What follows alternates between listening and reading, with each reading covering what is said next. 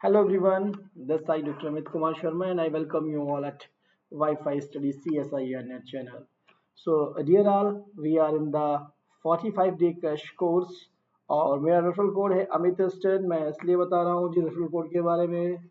अगर आप चाहते हैं प्लस सब्सक्रिप्शन लेना अन अकेडमी पर, सो आप इस रेफरल कोड को यूज करते हैं, then you will get the 10% off. Okay, मैं नेट क्वालिफाइड हूँ, गेट क्वालिफाइड हूँ और एनबीएचएम एग्जाम क्वालिफाइड हूँ। जैसा कि आप सब लोग जानते हैं 45 डे क्रैश कोर्स में हम क्या करते हैं जी, 45 डेज कोर्स में हम कुछ क्वेश्चंस लेके आते हैं और हम अपने स्ट्रेंथ भी बढ़ा दिए। क्वेश्चंस पहले हमारे पास 5 होते थे, फिर हमने 10 लेके आए, अब 12 से 15 तक की अप्रोच हमने कर दी है। कभी 12 क्वेश्चंस हैं, कभी 15 क्वेश्चंस हैं, and day by day that strength is going to be increase.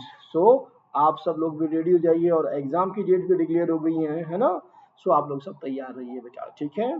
चलिए सभी को ऑल द बेस्ट। और सबसे पहले हम फॉर्मली शुरू करते हैं अपने अदर क्लासेस के बारे में।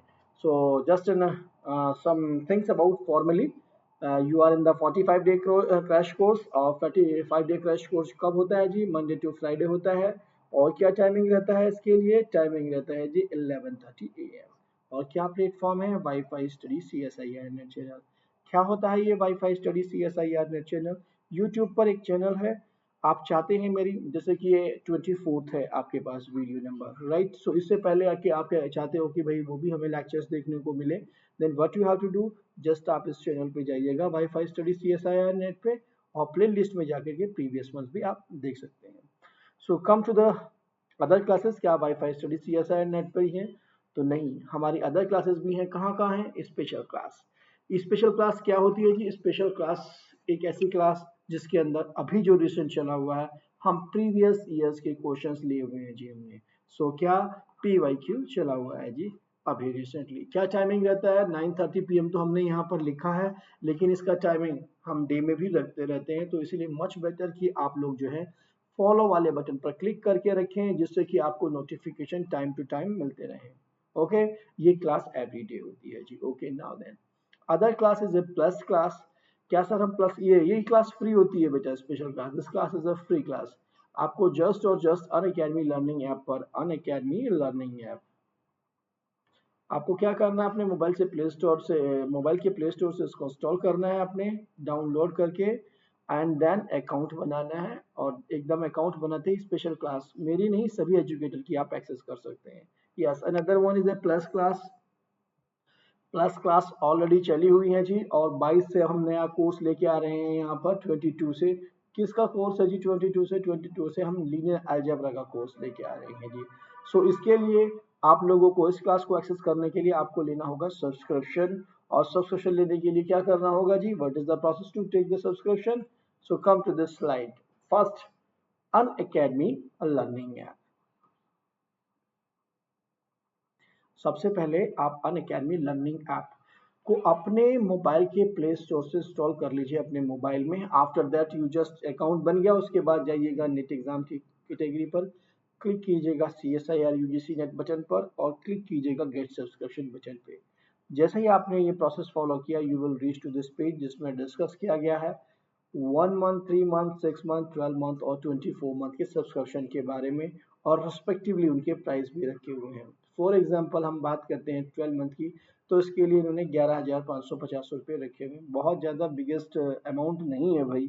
अगर मैं कहीं ऑफलाइन कोर्स में जाता हूँ तो आप नोटिस करेंगे कि इससे ज़्यादा तो मेरा रूम रेंट मुझे पे करना पड़ेगा, राइट ना। सो मुझे नहीं लगता कि भाई घर बैठे और आप सारे इतने सारे एजुकेटर को एक्सेस कर सकते हैं। प्लस क्लासेस में आपके पास सारा कोर्स करवाया जाता है, बहुत सारी चीज़ें। तो मुझे नहीं लगता कि इसके लिए हमें सोचना चाहिए, इसको ले लेना चाहिए, क्योंकि प्लस क्लासेस में हम कंसेप्ट, की पॉइंट, क्वेश्चंस, बहुत सारे ऐसे पॉइंट्स हैं जो वहाँ डिस्कस किए जाते हैं थियोरेटिकल, तो आपको यहाँ पकड़ करने में क्वेश्चंस को बहुत फायदेमंद होती है जी ये क्लासेस। ओके, नाउ देन साथ साथ यहाँ पर रेस्पेक्टिवली एक और विंडी दी गई है राइट में, तो आप देखेंगे 12 मंथ के केस में ही क्या 10,395 हो जाते हैं, जो कि हमारे पास 11,550 रुपये थे। सो ये कैसे हो गए सर? आपने क्या किया? आपने रेफरल कोड को यूज किया है। What is this referral code? The referral code is Amit ten. So ये मेरा रेफरल कोड है। ओके, अगर आप इस रेफरल कोड को यूज कर रहे हो जी, so that means you will get the 10% off on each subscription, जो कि यहाँ पर नीचे की तरफ दिया हुआ है जी, हर एक के सामने लिखा हुआ है, आप नोटिस कर सकते हैं, राइट ना, रिस्पेक्टिवली। सो जितने भी मंथ का आपको सब्सक्रिप्शन चाहिए आप उसको ले लेना चाहिए जी। बस यहाँ पहले क्लिक करके कोड को प्रोसीड टू पे कीजिएगा। आप इस विंडो पे पहुंचेंगे, उसके बाद जो है फिर दोबारा से प्रोसीड टू पे करेंगे, क्लिक पे करेंगे बटन, तो you will reach to the window जिसमें वो आपसे पूछेगा कि भाई क्या आप नेट बैंकिंग से अपने अमाउंट को पे करना चाहते हो, डेबिट कार्ड से, या आप ईएमआई मोड को यूज करना चाहते हो। गाइडलाइन को फॉलो कीजिएगा, you will get your subscription. So come to the last slide. What is that? State G and exam pattern that is a good for those जो कि अभी प्रिपरेशन में आए हैं उन लोगों के लिए। How to manage C S I R NET, ये दोनों के लिए होती है जी। और ये लिस्ट, बुक लिस्ट, ये आपके पास पता होनी चाहिए कि भाई कौन कौन से हमारे पास रियल के लिए कौन से बुक हैं, कॉम्प्लेक्स के लिए कौन सी हैं, मॉडर्न के लिए कौन सी हैं, लीनियर के लिए कौन सी हैं, रेस्पेक्टिवली जितने भी हमारे पास बुक्स हैं। सो ये हमें मालूम होना चाहिए। उनके रिस्पेक्टिव मैंने यहाँ पर लिंक भी दिए हुए हैं। ये सारे link WiFi study C S I R से चैनल से ही लिए गए हैं। तो चलिए, ये सारी बातें तो थी हमारी अन अकेडमी के बारे में, मेरे बारे में। अब हम सबसे पहले बात करते हैं अपने क्वेश्चंस के बारे में जिसके लिए हम यहाँ पर हैं। So before going to the question, first I will check to the my software कि what is this in it. Okay, is it working properly और not? Yes, that's working. So come to the question now first. So the first question is that in which it is mentioned the function. Given function क्या है? 1 upon sin hyperbolic z is. Options दिए गए हैं बेटा। सबसे पहले तो हमें फंक्शन को देखना है। क्या कहा? एंटायर है, म्यूमोर्फिक है, रेशनल है और नन ऑफ दीज है। तो ऐसे क्वेश्चंस को हमें देखते ही सबसे पहले देखना चाहिए कि क्या इसके पास, जब भी हमें मतलब एक किस्म से देखो हमें ये क्या कह रहा है कि आप देखो जब हम एंटायर की बात करते हैं यानी कि उसके पास कोई सिंगुलरिटी नहीं है, ठीक है। एंटायर यानी कि फंक्शन बाउंडेड हो सकता है, अनबाउंडेड होता है, हो सकता है। सो बाउंडेड का मतलब कांस्टेंट हो सकता है, यानी कि एनी उसके पास सिंगुलरिटी नहीं है, पहली बात। मेरोमॉर्फिक फंक्शन एंटायर भी हो सकता है, बट साथ साथ क्या हो सकता है? एक ऐसा फंक्शन जो कि सिंगुलरिटी हो किसको रखता हो? पूर्ण हो जिसके पास। और रेशनल फंक्शन की बात करें यानी P by Z by Q by Z, यानी कि फंक्शन आपके पास दो पॉलिनॉमियल फंक्शन है का रेशियो है। ओके ना? तो ऐसा हमें कुछ सोचना है। तो सबसे पहले में जो गिवन फंक्शन है उसको हम देखते हैं। What is that given to us? F of Z is equal to 1 upon sine hyperbolic z. हमें क्या देखना है जी? ये फंक्शन किन वैल्यूज के लिए इनफाइनाइट की तरफ अप्रोच कर रहा है। What are the values of Z for which it is going to be infinite. So क्या होगा? तो सर ये किसी तरीके से जीरो हो जाए, यानी कि हम पोल फाइंड आउट करने की कोशिश कर रहे हैं। Sin hyperbolic z is equal to 0 right now. So that means what happen, आपके पास क्या आ गया जी? So आप क्या करेंगे? इसको साइन हाइपरबोलिक को जेड को आप क्या लिख सकते हो? e की power Z minus e to the power minus Z by 2 is equal to 0। That is nothing e to the power 2 Z. Okay, e to the power Z is equal to 1। और इसको क्या लिख सकते हैं जी? That is equal to e to the power 0। और general form लिखना चाहें तो क्या आएगी? e to the power 2n pi i। तो इसका मतलब क्या हुआ? हमारे पास z की क्या वैल्यू आ गई जी? z की वैल्यू आ गई n pi i। So these are the poles, क्योंकि हमारे पास सिंपल पोल है obviously and belongs in the set of integers, right? So that is a set of integers. ये ऐसे लिख लीजिएगा आप, ज्यादा अच्छा रहेगा। सो पोल्स मिल गए हैं सिंगुलरिटीज के पास, तो इसका मतलब एंटायर वाली बात तो खत्म हो गई जी, राइट? और पोल्स ही हैं केवल सिंगुलरिटी, तो इसका मतलब मेरोमॉर्फिक तो हमारे पास हो गया जी। रेशनल नहीं हो सकता है, क्यों? क्योंकि ये तो आपके पास हाइपरबोलिक फंक्शन पड़ा हुआ है जी, ठीक है ना? सो इसका मतलब क्या ऑप्शन आ गया जी? The correct option is the meromorphic function. Is it okay? हमें बस सिचुएशन को देखना था। चलिए मूव करते हैं नेक्स्ट क्वेश्चन पे। नेक्स्ट क्वेश्चन हमें क्या इंफॉर्मेशन देता है जी?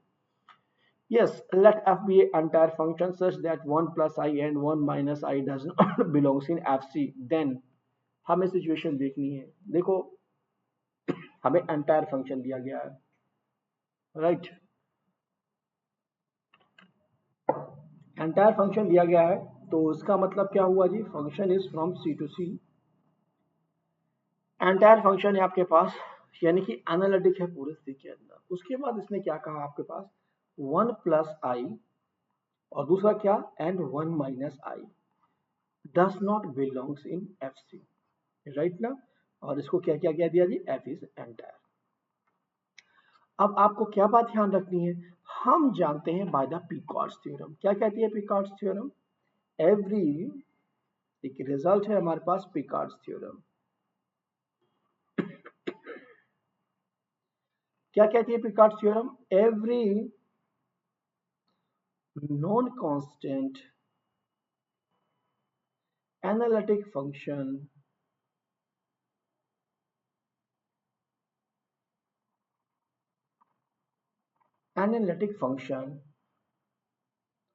omit at most one value every known constant। इसका मतलब क्या हो गया, अगर किसी फंक्शन ने एक से ज्यादा वैल्यू को छोड़ दिया, ठीक है, एनालिटिक फंक्शन ने, so that means what happen, the function will be constant. Okay, so यहां पर क्या हुआ जी, इस फंक्शन ने, एक तो ये आपके पास रेंज सेट में क्या नहीं आ रहा है, वन माइनस आई के लिए नहीं बिलोंग कर रहा है, वन प्लस आई को भी नहीं बिलोंग कर रहा है। इसका मतलब by the Picard's theorem the function must be a constant. So क्या आंसर आ गया जी हमारे पास? करेक्ट आंसर मिल गया जी हमें C, the function is a constant. और कांस्टेंट फंक्शन कैसे होते हैं? कांस्टेंट फंक्शन तो बाउंडेड भी होते हैं सर, तो इसका मतलब B is also the option, right. So क्या क्या हमारे पास ऑप्शन आ गए इसमें? F is a bounded and F is a constant, right जी। सो बस सिंपल सा आपको ये ध्यान रखना था, पिकार्ड्स थ्योरम का रिजल्ट क्या लिखा हुआ है जी? Every non constant analytic function omit at most one value. Okay ना जी, so that is the thing. चलिए मूव करते हैं नेक्स्ट क्वेश्चन पे। क्या आप बता सकते हो कि कौन सी वैल्यू है, वो कौन सा फंक्शन है आपका? आप नोटिस कीजिए, मैं थोड़ा सा यहाँ पर हिंट कर देता हूँ। e to the power z, this is an analytic function, entire function, right? Is it? हाँ जी है। बट ये जीरो को नहीं लेता है, जीरो को ओमिट कर देता है, इसकी वैल्यू कभी जीरो नहीं आती है बेटा। ओके ना, दैट्स अ थिंग। सो सो इसने यही कहा कि एक वैल्यू तो हो लेकिन छोड़ सकते हो, लेकिन एक से ज्यादा अगर छोड़ी तो वो फंक्शन आपका डेफिनेटली कांस्टेंट बन जाएगा। So come to the next question. Next question हमें क्या इंफॉर्मेशन देता है जी? For the function F Z, z minus sin z upon z cube, the point z is equal to 0 is, क्या दिया हुआ है जी हमें? fz is equal to z minus sin z upon z cube दिया हुआ है जी, और at z is equal to 0 ही पूछा है भाई। देखो सबसे पहले तो 0 पुट करो इसके अंदर, what happen with this function? ये क्या बन गया जी? 0/0 form. what you are getting? You are getting 0/0 form। और सर ने क्या बताया था, जब भी 0/0 फॉर्म हो, ठीक है, we have to use the L'Hopital rule। okay ना, so that means using L'Hopital rule।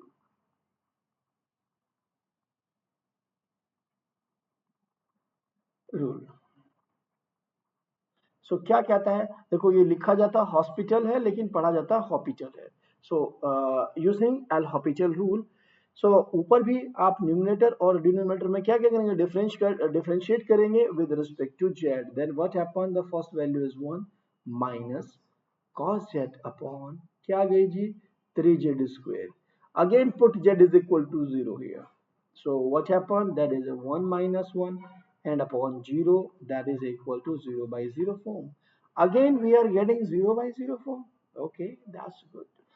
So जब 0/0 form होगी, again using the L'Hopital rule। So using again L'Hopital rule, ठीक है जी।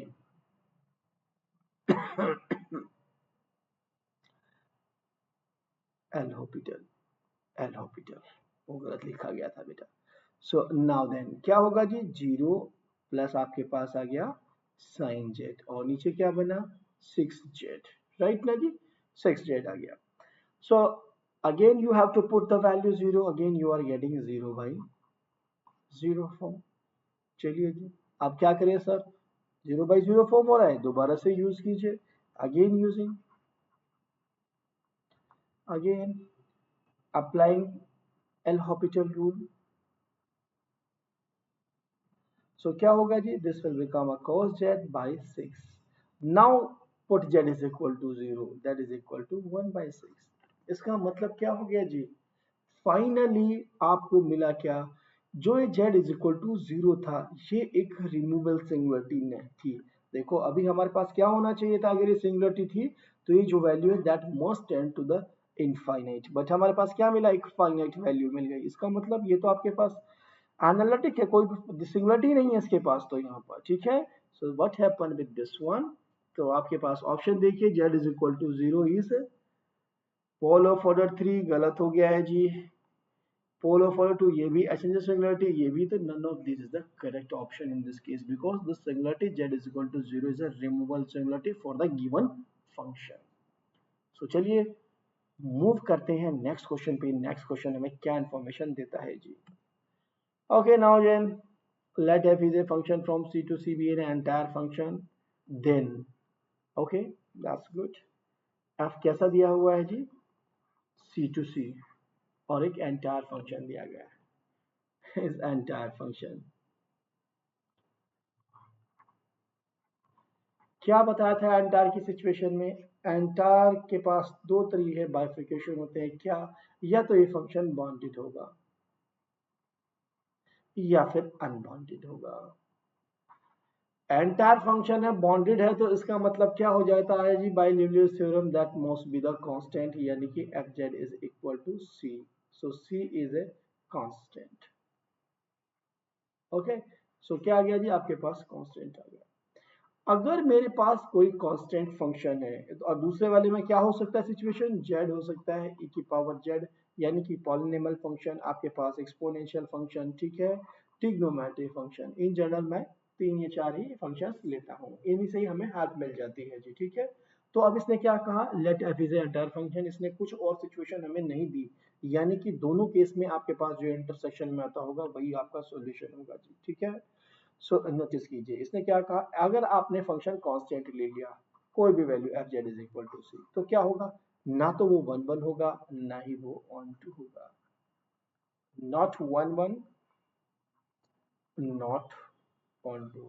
ओके, आपने अगर सिर्फ ये फंक्शन लिया, जेड ले लिया, F Z is equal to Z, ये तो सब बन जाता है, लेकिन अगर आपने F Z is equal to unbounded case में e की पावर जेड ले लिया, so what happen with this one, that is not on to function, is it.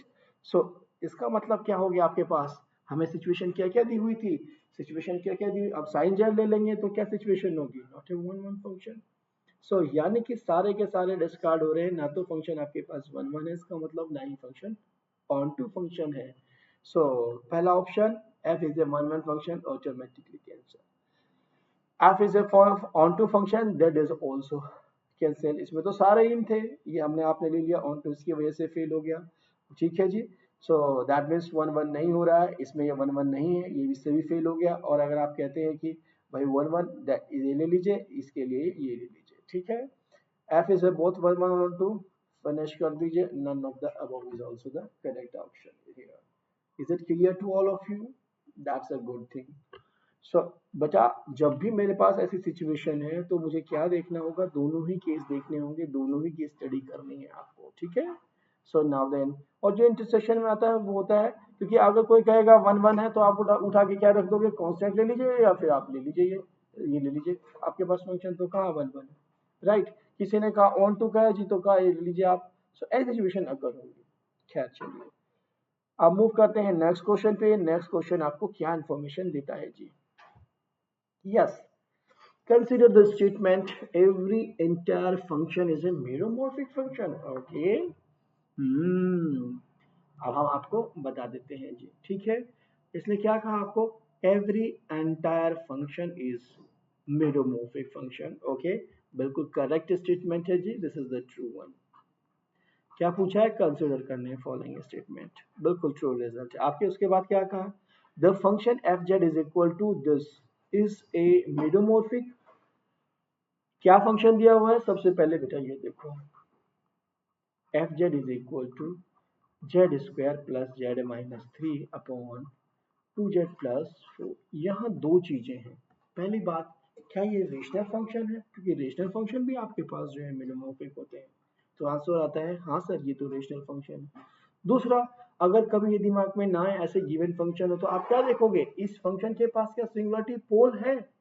हमारे पास जब भी meromorphic की सिचुएशन होती है मेरोमॉर्फिक, तो उसके पास भी दो तरीके की सिचुएशंस हैं क्या, या तो वो फंक्शन मेरे पास जो है एनालिटिक, यानी कि मेरे पास एनालिटिक फंक्शन है।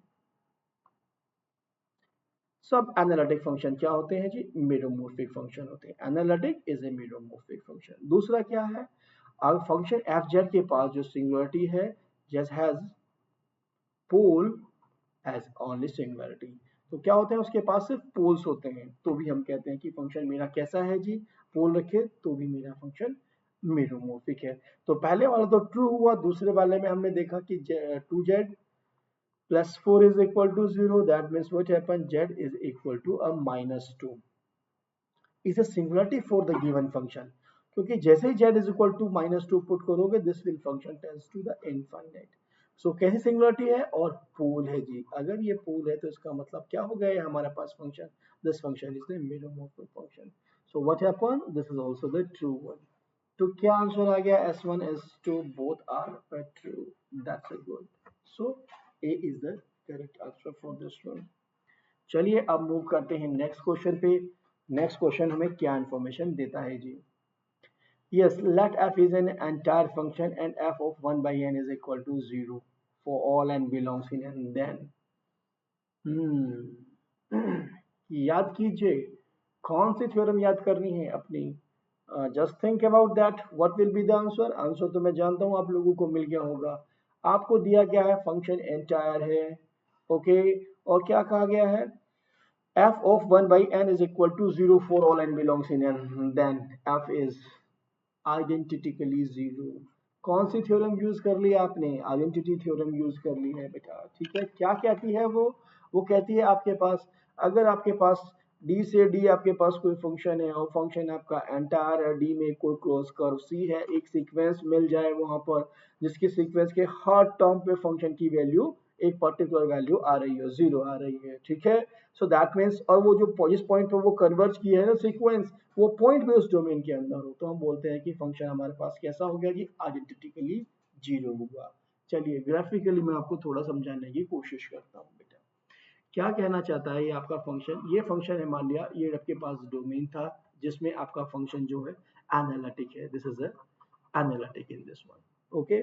इसके बाद इसने कहा कि आपको कोई सीक्वेंस मिल गई, मैंने कहा कि ठीक है ये सीक्वेंस है, इसके ऊपर पॉइंट है मेरे पास a1 a2 a3, okay, and that is some close curve, ये भी हमने दी जाएगी इस इनसाइड ऑब्वियसली इसके अंदर ही, ठीक है, that is some close curve. So ये जो सीक्वेंस है मेरे पास A N that must converges, इसके हर पॉइंट पे क्या है फंक्शन की वैल्यू, इस पे कितने पॉइंट, इनफाइनाइट पॉइंट सीक्वेंस के। सो इन सब पे जो फंक्शन की वैल्यू है that is equal to zero होनी चाहिए for L N belongs in N, right. So ये जो पॉइंट है that should also the member of this one, तब हम कहते हैं जो फंक्शन होगा ना, क्योंकि इन सब पॉइंटों पे जीरो हुआ तो थ्रू आउट उस फंक्शन को आइडेंटिटिकली जीरो ही होना पड़ेगा, that is the meaning of this one, ठीक है ना जी। सो दैट्स अ थिंग जो कि हमारी आती है आइडेंटिटी थ्योरम। चलिए मूव करते हैं नेक्स्ट क्वेश्चन पे। नेक्स्ट क्वेश्चन हमें क्या इंफॉर्मेशन देता है, so before going to the next question, चलिए आ तो गए हैं, मैं देखना चाहूंगा कि सब ठीक भी वर्क कर रहा है या नहीं वर्क कर रहा है बेटा। नीचे is it working, yes it's working properly, no problem, okay now then.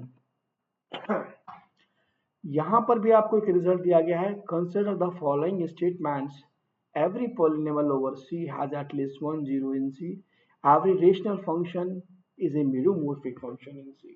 क्या दिया हुआ information, every polynomial over C has at least one zero in C, okay, every polynomial over C has at least one zero in C, तो बिल्कुल सही बात कह रहा है जी, कोई भी पॉलिनोमियल है ऑब्वियस सी बात है कि जीरोस के अंदर तो उसके पास सी जीरोस तो होंगे ही होंगे। देखो ये वर्ड जो यूज किया जाता है ना zeros, that stand for the polynomial, और अगर मैं कहूँ रूट की बात that stand for the equation, तो यहाँ ये जीरो यूज किया गया पॉलिनोमियल की वजह से, मतलब उसका वही है कि एक ऐसी वैल्यू जिसपे ये मेरे पास पॉलिनोमियल जीरो हो जाए। फॉर एग्जांपल मैंने रखा आपके पास एक्स स्क्वायर प्लस वन, ये रख दिया जी, राइट।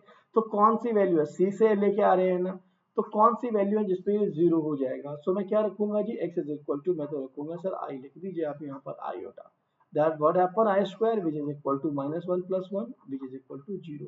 यानी कि जो भी मैंने पॉलिनोमियल लिया that must be equal to 0।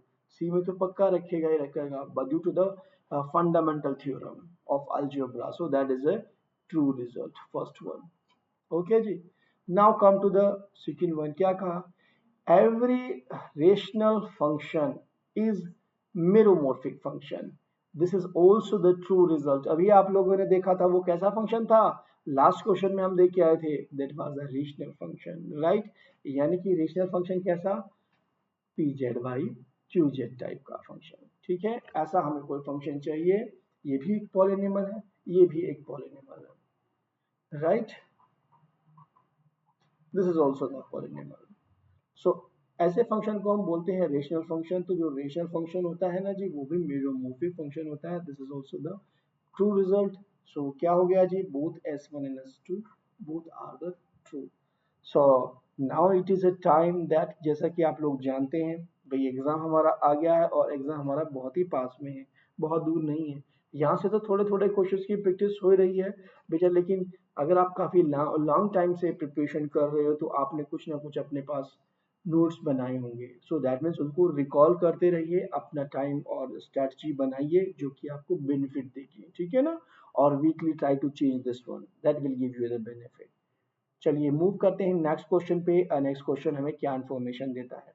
ऐसे रिजल्ट जैसे यहाँ पे आ रहे हैं ना, ये यूज होते रहते हैं जी। What is that? The number of zeros inside the unit circle is, कितने होंगे जो जीरोस? जीरोस वर्ड आते ही मन में क्या आना चाहिए? एक ही थ्योरम, क्या नाम है? जल्दी से लिख दीजिए। सच a theorem is called the Roche's theorem। क्या कहती है जी रोचीज थ्योरम? रोचीज थ्योरम का रिजल्ट हमें कहता है, आपके पास इफ, या आपको simply late,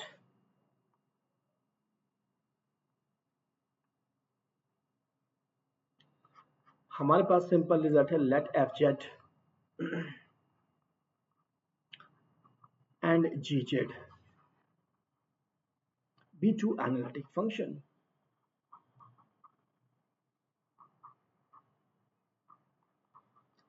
Be two analytic function such that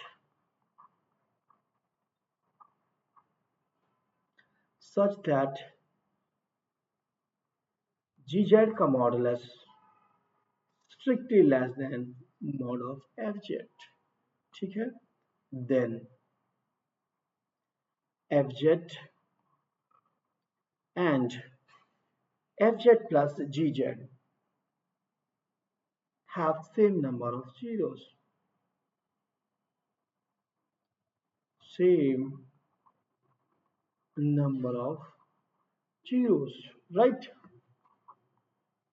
सो यहाँ पे इसने क्या पूछा है? नंबर ऑफ जीरोस की बात की है। बेटा जो गिवन फंक्शन होता है ना, यही आपका एफ जेड प्लस जी जेड होता है। पहली बात आप यहाँ ध्यान रखिए। अब इसने क्या कहा? This function is analytic function. इसमें से आपको जो टोटल फंक्शन है, आपको ये फंक्शन आपका पास गिवन जो है एनालिटिक फंक्शन है, इसी में से आपको अपना एफ आइडेंटिफाई करना है और इसी में से ही आपको अपना जी आइडेंटिफाई करना है। सो नोटिस कीजिए यहाँ पर क्या दिया हुआ है आपको? यूनिट डिस्क दिया हुआ है। जब आपको यूनिट डिस्क दे, सर्किल क्या दिया हुआ है? Unit disc, mod of Z is equal to 1। जब भी यूनिट डिस्क हो तो 100% जिस भी मैं कहूँगा एक्सप्रेशन इस पूरे फंक्शन के अंदर, जिस भी पोलिनोमियल मैं कहूँ कि जिसका कोफिशिएंट हाईएस्ट है इस पोलिनोमियल में पूरा, आप देखिए इसका साथ देखा हमने 1 था, इसके साथ देखा कोफिशिएंट 3 था, तो इसको एफ जेड मान लीजिएगा। So what you are doing here in this case, just you are taking let, आपने मान लिया आपका एफ जेड क्या है? 3 e to the power z minus this one, right? So what will be the modulus of fj? fz का mod क्या होगा? fz का mod is equal to nothing, it is equal to 3 sorry z to the 5, okay, this one। so क्या हो गया जी? 3 mod of z to the power 5, और mod of z की value क्या है? 1 है, तो इसका मतलब क्या आ गया जी? 3 आ गया है मेरे पास, is it? Okay. G Z आपने क्या माना? जो रिमेनिंग टर्म्स बचे एफ जेड के बाद वो सारे जी जेड के अंदर आ जाते हैं। सो जी जेड इज क्लियरली आपके पास क्या हो गया? ई जेड हो गया। और अगर मैं इसके मॉडुलस की बात करता हूं तो what will be the modulus of this one? that will be e to the mod of z. So what will be the value? That will be e to the power 1, that is nothing, that is equal to e. So g की value क्या है आपके पास? Mod of g की value that is e, right. Simply क्या आया? Mod of F Z की value हमारे पास आ गई g3, जबकि जी जेड के मॉडलस की वैल्यू आई है जी e। सो अब आप नोटिस कीजिए क्या इस कंडीशन को दोनों के दोनों एनालिटिक हैं, पहली बात एफ बी और g b, right. Now then second condition, क्या ऐसा है ये वाली कंडीशन होल्ड होती है? तो हमने देखा कि yes 3 less than E less than 3, so this is a true result. So ये भी कंडीशन फुलफिल हो रही है, तो इसका मतलब एफ जेड और दोनों एफ जेड प्लस जी जेड के पास सेम नंबर ऑफ जीरोस होंगी।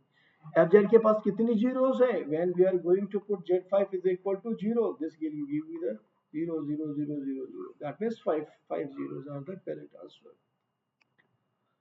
सो जब भी जीरोस का क्वेश्चन है, नंबर ऑफ जीरोस आने का क्वेश्चन, तो आपको कहाँ ध्यान देना है जी? हमें ध्यान देना है रोचीज थ्योरम पे, और रोचीज थ्योरम का रिजल्ट यहाँ पर लिखा हुआ है जी। चलिए मूव करते हैं नेक्स्ट क्वेश्चन पे। नेक्स्ट क्वेश्चन हमें क्या इंफॉर्मेशन देता है जी? Let f is a function from c to c and this is an entire function such that limit z tends to 0 f of 1 by z is equal to infinite। तो sir ने क्या कहा था? जब हमें लगे कि जब भी हमें एंटायर फंक्शन दिया हुआ है और हम कुछ नहीं सोच पा रहे, तो सबसे पहले एक बार जरूर सोचें क्या मुझे दिया गया है g entire function, entire function. तो क्या बाइफर्केशन किया था? That can be the bounded and may be the unbounded. तो बॉन्डेड की सिचुएशन में क्या सा फंक्शन होगा? The function will be the constant c, okay. और अनबाउंडेड की सिचुएशन में कैसा कैसा हो सकता है? पॉलिनोमियल फंक्शन हो सकता है, आपके पास एक्सपोनेंशियल हो सकता है, और ट्रिग्नोमेट्री। इन जनरल तीन फंक्शंस को हमें लेके देखना चाहिए हमेशा ही। सो अगर मेरा फंक्शन चूंकि एंटायर है और फंक्शन कांस्टेंट है, तो डेफिनेटली लिमिट लगाने पर उसके पास इनफिनिट नहीं आने वाला है, तो इसका मतलब ये केस तो खत्म हो गया, फंक्शन मेरा कांस्टेंट नहीं है। Is it okay? मैं रिपीट करता हूं, मैंने दो बाइफिकेशन कर दिया इसके, बॉन्डेड या अनबॉन्डेड। बॉन्डेड केस में आ गया मेरा फंक्शन आपके पास कांस्टेंट। अगर कांस्टेंट फंक्शन है तो z टेंड्स टू 0 पे कभी भी इनफाइनाइट नहीं मिलेगा जी। Is it? हाँ सर बिल्कुल ठीक है। ओके नाउ देन, तो आप सबसे अपने कंसीडर कीजिए। पहला केस अगर हमने कंसीडर किया, f of Z is equal to z है जी मेरे पास। क्या है? F Z is equal to z. So definitely f of 1 by z is what? f of 1 by z क्या आ जाएगा जी मेरे पास? That will be 1 by z, और लिमिट लगाने पे z tends to 0, what will be? That will be 0 लगाने पे, that will give you the infinite। okay ना? इसने कैसे दे दिया आपको? infinite दे दिया। so that means कैसा फंक्शन है? f में भी कांस्टेंट वाली बात तो खत्म ही कर दी, कभी नहीं हो सकता है। ओके उसने उसके बाद क्या कहा कि f can have a, इसके पास f can have a finitely many zeros। so बिल्कुल आप देखिए z के पास कितने जीरोस हैं? एक जीरो है। इवन अक्सर ये z ना लेकर के हम z की पावर n ले लें, तो ले लीजिए जी n डिग्री का पॉलिनोमियल ले लीजिए, क्या फर्क पड़ेगा? Same thing. तो इसके पास भी कितनी हुई? f can have finitely many zeros, बिल्कुल रख सकता है। can have, yes, okay। now then come to the another one। सो इसका मतलब ये भी हो गया। क्या ये फंक्शन एनालिटिक था? एनालिटिक था। तो मेरामॉर्फिक भी? यस बिल्कुल हो सकता है जी हमारे पास। आप इन सब चीजों को भी देख सकते हैं। अगर मैंने ये फंक्शन लिया, then what happen, this is what, अगर मैंने, इससे तो हमें सिचुएशन मिल रही है कि ये भी हो रहा है ये भी हो रहा है, बट अगर मैंने f Z is equal to क्या ले लिया? ई की पावर जेड ले लिया। ओके अभी आंसर नहीं आया है बेटा, अभी तो आपने सिर्फ पॉसिबिलिटी निकाली है कि ये आ गया हमारे पास। e की पावर z ले लिया, तो क्या होगा आपके पास? Limit z tends to 0 f of 1 by z, what is that? e to the power 1 by z। आप लिमिट लगाइए इसके ऊपर, z टेंड्स टू क्या लगा रहे हैं? 0, what is that? That is not, that is equal to what? That is equal to 1। 0 लगा infinite, so you are getting infinite. Okay function कैसा है? एंटायर है, एनालिटिक फंक्शन है। So that means a meromorphic function, बिल्कुल entire function होता है, तो अभी भी है ठीक है। अगर हमने साइन जेड ले लिया, आपको ये सारे फंक्शंस लेके देखने हैं। साइन जेड लिया होगा तो आप क्या होगा? साइन वाइन Z, definitely you will get such a value. So these are the two correct option for this case. Is it okay? चलिए मूव करते हैं नेक्स्ट क्वेश्चन पे। नेक्स्ट क्वेश्चन हमें क्या इंफॉर्मेशन देता है जी? Yes, which of the following function has 4 zeros? So मैं ऑलरेडी हिंट कर चुका हूँ इसके बारे में, जल्दी सोचिए। रोचेस थ्योरम यूज करनी है जी। My health is not going well. Okay. Now, which of the following function has a 4 zeros? 4 zeros पहले वर्ड यूज कर दिया जी, 4 जीरो ढूंढनी है। सो जिसके अंदर आपको 4 डिग्री का कोई भी टर्म नहीं दिखाई दे रहा है, कोई भी नहीं है, जेड की वैल्यू पावर 4 नहीं दिख रही है, उसे तो खत्म ही कर दीजिए। तो इसका मतलब option c and option b तो एकदम से हमें इंस्टेंटली डिस्कार्ड कर देनी है, इन दोनों में से आंसर नहीं हो सकता है। क्या था, क्या कहा था रोची थ्योरम ने? रोची थ्योरम का रिजल्ट कहता था कि मेरे पास एफ और जो दी जो फंक्शन है they are analytic function. Okay, such that की कंडीशन के साथ, कैसी कंडीशन? कि जी का जो मॉडुलस है that must be a less than of mod of F. मैंने कहा कि ले सबसे लास्ट वाला डी मेरा ऑप्शन है, तो ये तो क्या होता है, दिस इज एफ प्लस जी ना, इसमें से मुझे एफ चूज करना है। तो मैंने क्या किया, और डिस्क भी मुझे पता है कि mod of Z is equal to 1 दी गई है, राइट? यूनिट रेडियस का सर्कल दिया हुआ है। सो मैंने कहा कि एफ मेरे पास क्या आ गया जी, एफ इज इक्वल टू, मैंने मान लिया 4 डी, ऑप्शन डी के लिए। Okay, for option D. So what is the value, मैंने मान लीजिए Z4 है। Okay, so what happen, what will be the maximum value? और ऑब्वियसली जी की वैल्यू क्या हो गई जी, जी आपकी वैल्यू हो गई है। मॉड ऑफ एफ की वैल्यू क्या होगी जी, मॉड ऑफ जेड की power 4 which is equal to 1। इसका मतलब mod of F is equal to 1 आ गया जी। और मॉड ऑफ जी क्या आएगा जी, again that is equal to 1, वो तो 1 था ही। सो अब आप नोटिस कीजिए, क्या ये कंडीशन फुलफिल होती है? जी जेड का modulus less then F Z का मॉडुलस नहीं हो पा रही है, इसका मतलब क्या हुआ, ये ऑप्शन भी नहीं हो सकता है। सो बाय द सिंपल वे कि हमारे पास ये ऑप्शन थे नहीं, ये नहीं है, ऑप्शन तो वही हो जाता है। लेकिन आप चाहें तो चेक कर लेना, मैंने आपसे क्या कहा था, जिसके साथ हाईएस्ट कोफिशिएंट है, किसके साथ है, इसके साथ है, इसी को मानिए आप अपना। For a, for a part आपने क्या किया, एफ की वैल्यू मान लीजिए -5 जेड की power 4, right? The remaining part मैंने क्या माना, जी। What is this? G is what? Z to the power 6 plus Z to the power 3 minus 2Z। हाँ जी। सो इसका मॉडुलस लीजिए, यहाँ से मॉड ऑफ एफ क्या मिलेगा आपको, 5 मिल जाएगा। और यहाँ से मॉड ऑफ जी क्या मिलेगा जी आपको, 1 plus 1 minus 2। What is that? That is simply equal to 0, है ना? जी का modulus less than mod of F से। ओके, तो आंसर क्या आता है जी, दैट इज अ थिंग, कि इसका मतलब जितनी जीरोस इसके पास होंगी इतनी होंगी, तो इसके पास कितनी जीरोस, 4 जीरोस। तो यही आपका आंसर है जी। Hope that is clear to all of you. Rouché's theorem को याद रखिए जी जीरोस के केस में, ठीक है? So let us come to the next question. Next question हमें क्या इंफॉर्मेशन देता है जी? Yes, yes, let D is a open disc. Sir लिखा तो नहीं है, देख बेटा दी हुई है लेकिन, ठीक है? Then which of the following are correct? हम जानते हैं स्क्वाज लेमा क्या कहता है हमें, स्क्वाज लेमा, स्क्वाज लेमा हमें कहता है कि अगर आपके पास फंक्शन डी से डी के पास है, और डी क्या है, एक open disc, this is a open disc. Okay, that is open disc, वो तो है हमारे पास। तो ऑप्शन देखिएगा, there exist a holomorphic function D to D with, ये ओरिजिन भी फिक्स करता हो, ये भी जरूरी है, fixing the origin F of 0 is equal to 0, ठीक है? तब ये आपको कुछ रिजल्ट इसके लिए ध्यान रखने हैं, इसकी कंसेक्वेंसेस ध्यान रखनी है, तब क्या आपके पास फंक्शन एनालिटिक भी है, this is analytic function, right? Now then कैसी कैसी कंसेक्वेंसेस आती है, कि हम कहेंगे भाई एफ डैश 0 पे जो मैक्सिमम वैल्यू होगी वो स्ट्रिक्टली इनसाइड होती है जी आपके मॉड ऑफ एफ डैश 0 पे लेस, स्ट्रिक्टली लेस देन 1 होता है। सेकेंड थिंग, एफ जेड का जो मॉडुलस होता है that is also less than mod of Z होता है जी, राइट? देन लेस और इक्वल, राइट? थर्ड वन हमारे पास ये भी कंडीशन होती है जी, एफ डैश एट 0 पे, ये तो हमने ले ली है। ओके, थर्ड 0 पे 0 दे दी है, ठीक है ना जी? तो that is no need to write, इसकी जरूरत नहीं पड़ रही है अभी। है ना। सो इन्हीं दो कंडीशंस को देखिएगा आप सबसे पहले। मॉड ऑफ जेड की बात कर रहा था मैं, लेकिन जरूरत नहीं है इसमें। सो दो ही देखते हैं हमें क्या कहा इसने। पहला result, there exist a holomorphic function, पक्का हमने मान लिया। जीरो को फिक्स करता है, F dash zero is equal to, जिसने हमें 2 दिया, that is a wrong thing. What will be the value, that will be mod of Z is equal to 2। तो हमें तो क्या चाहिए थी, हमेशा इसके अंदर आती है, यानी कि 2 तो इसके बाहर चला जाएगा इमेजेस के, इसका मतलब ये ऑप्शन नहीं है जी correct. Now come to the part B. इसने क्या कहा हमें, F of 3 is equal to this, that means mod of this is equal to 3, right. So इसकी मॉडुलस वैल्यू की हम बात करते हैं आपके पास, तो क्या आ गया जी हमारे पास, या इमेजेस की वैल्यू क्या आ गई जी आपके पास, this value is equal to 3/4 और इक्वल टू कितने आ गया, 3/4। यहाँ तक तो ट्रू है जी।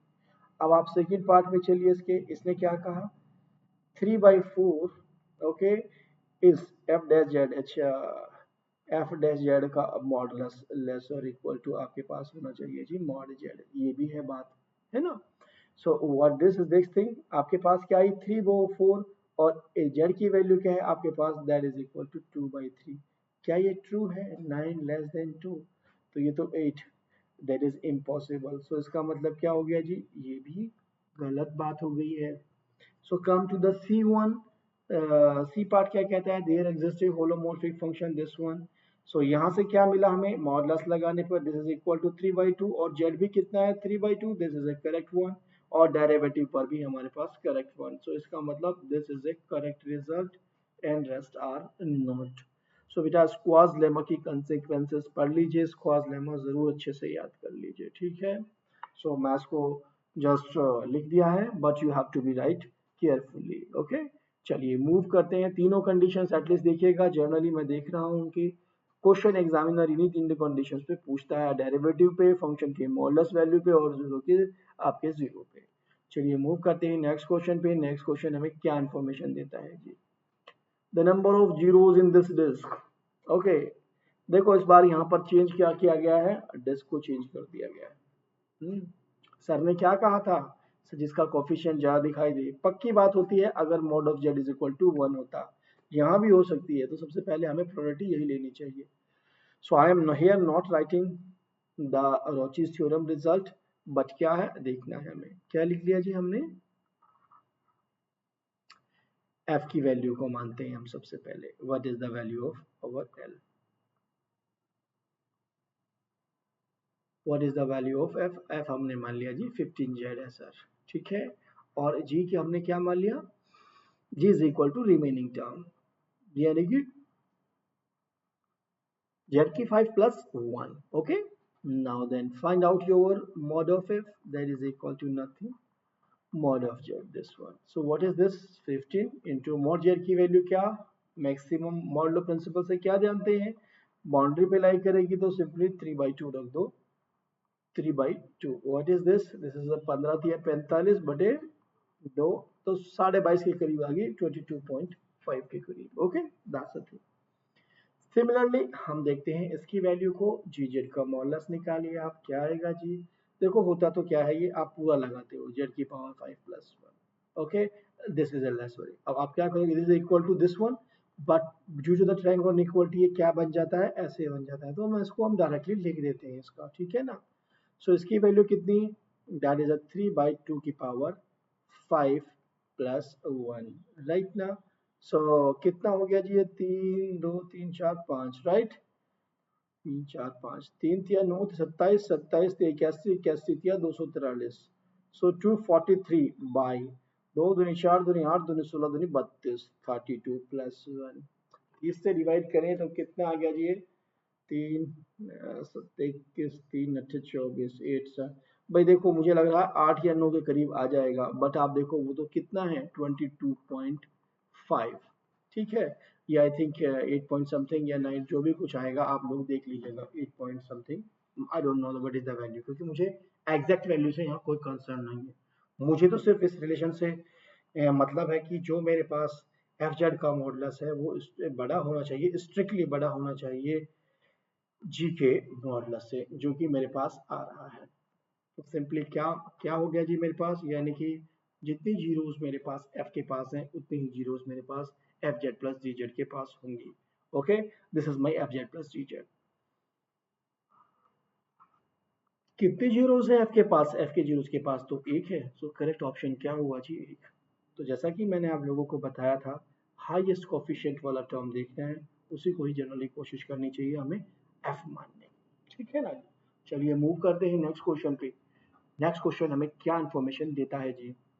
Yes, let pz is equal to zq plus a2z square plus a1z plus a0 and qz is equal to 1 plus a1z plus a2z square plus a0 z cube। जहां पर a0 a1 a2 हमारे complex number हैं और तब आपसे पूछा गया है if this condition is given. Okay ना? सो बेटा बिल्कुल सिंपल सा कंसेप्ट यूज करो गिवन कंडीशन को। क्या आपको p दिया हुआ है? p of z is equal to, आपको जो इंफॉर्मेशन दी गई है z3 plus a2z square plus a1z plus a0। Right?